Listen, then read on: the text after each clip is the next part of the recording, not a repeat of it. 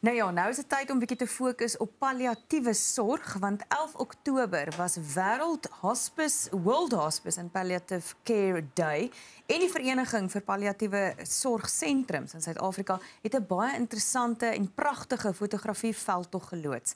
Nou, raadslid Hanneke Lubbe sluit by ons aan om ons meer oor die veldtog en palliatiewe sorg in Suid-Afrika te vertel. Goeiemôre Hanneke. Môre aan julle, baie dankie dat ek kan deel hê en saam kan gesels. Baie dankie vir jou tyd. Vir mense wat dalk nie weet nie, sê net gou weer vir ons, wat is die verskil tussen palliatiewe sorg en sorg aan die einde van iemand se lewe? Ja, ek bly vra, want daar is nog gereelde groot miskonsepsie rondom hierdie twee begrippe. Einde van lewe en palliatiewe sorg. En natuurlik, palliatiewe sorg sluit daardie spesifieke einde van lewe versorging in. Maar dis veel meer as net aan die einde. Palliatiewe sorg of die span wat hierdie versorging uitvoer, wil graag en verkieslik betrokke raak daai oomblik wanneer 'n moeilike diagnose gemaak word.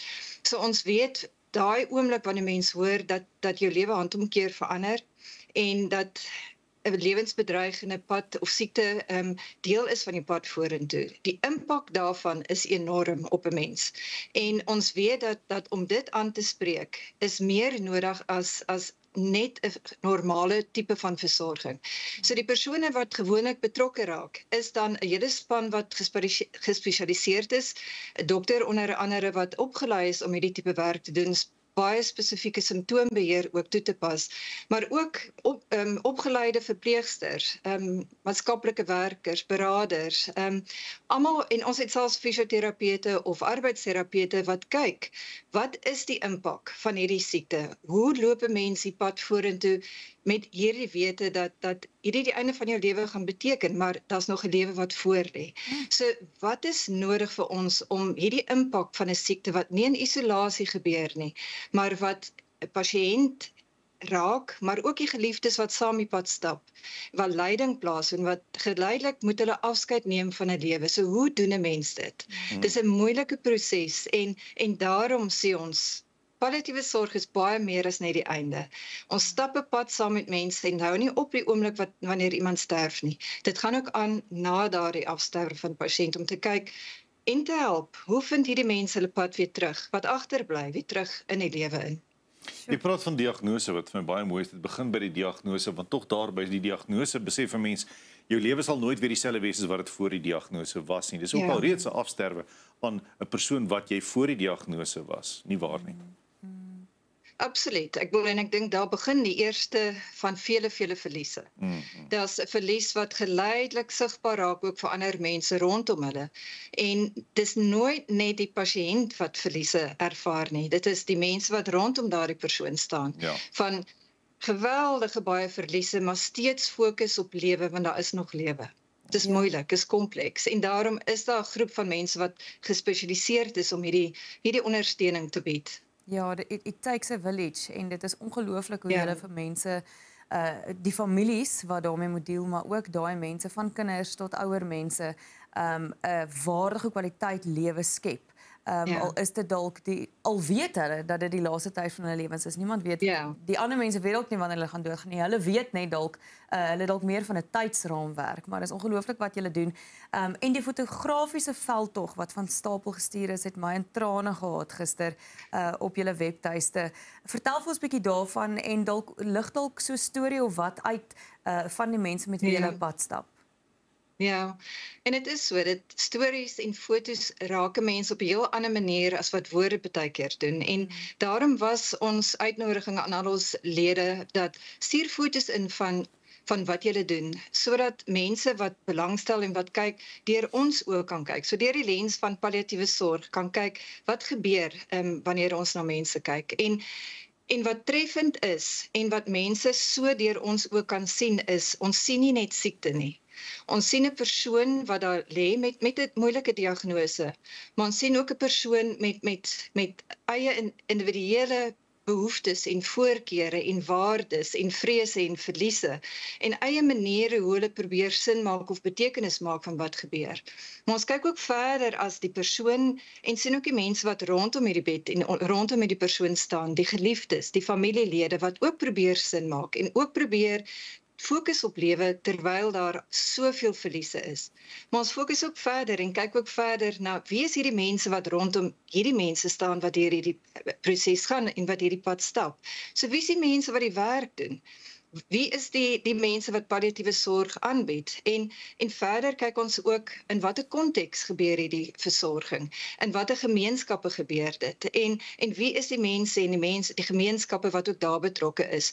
So dit is 'n baie treffende manier om te sê, kyk deur ons oë wat ons sien. Ons sien nie net siekte nie, ons sien soveel meer wat gebeur het. En ek kan maar byvoorbeeld 'n storie vra dat ek nou iets deel ook, en ek het gesien het iets ook so vinnig opgekom, wat natuurlik, ek moes 'n storie vanuit ons hospice deel. En dis nie net hospices wat palliatiewe sorg aanbied nie. So daar's vele maniere om toegang te hê tot hierdie tipe versorging. Maar ons verteenwoordig as organisasie die hospices nou eintlik wat dit doen. Maar waar een storie wat ek kan deel van ons is waar 'n pa 'n pasiënt was en sy dogter het oor 'n paar weke vandat hy opgeneem is sy getrou het. En ons het besef die waarskynlikheid is baie skraal dat hy daai troue gaan maak. En ons palliatiewe werkers, hospicewerkers het skielik verander van hospicewerkers in trou of huweliksbeplanners. En die hele kamer omskep in 'n plek waar 'n seremonie kon plaasvind. En sy het haar trourok aangetrek, mense was daar en hy kon nou groot oomblik in haar lewe ervaar en beleef en hy kon deel wees daarvan. En die foto wys waar hulle mekaar net druk na die seremonie verby is. En weer eens, dit spreek baie meer as wat jy kon probeer om in woorde te beskryf. Ja. Annika, as mense wil kontak maak met 'n organisasie wat palliatiewe sorg aanbied, of as die gemeenskap wil betrokke raak, waar kan ons vinniger by so 'n organisasie uitkom of hulp kry? Ongelukkig is daar heeltemal te min diensverskaffers, mense wat palliatiewe sorg aanbied. Ons kry baie min en dis ook maar sporadiese hulp wat ons kry van die departement van gesondheid, onderskeidelik in verskillende provinsies.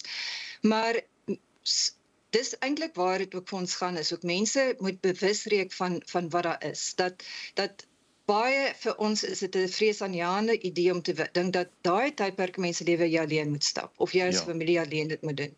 So vra daarvoor. Baie klinieke en hospitale het daai moontlikheid of het al reeds 'n diens of diensverskaffers, mense wat palliatief opgelei is, dokters wat palliatief opgelei is. In ons webbladsy en sosiale media kan daar gesien word ook waar oral hospices is of fasiliteite is wat palliatiewe werk of hospices wat kan aanbied. Maar vra daarvoor. Ons hoop dat meer en meer mense deur te vra ook eintlik ook wys hoe groot die behoefte is en hoe groot die dringendheid is om hierdie dienste kan aanbied. Dis 'n tydperk wat 'n mens nie alleen moet wees nie. Maar ons moet leer om te vra en daarop aan te dring. Dis ons reg om hierdie versorging te hê tot die einde, want ons het dit nodig. Net kortliks, julle webtuiste, jy het dit nou genoem, die adres van die webtuiste?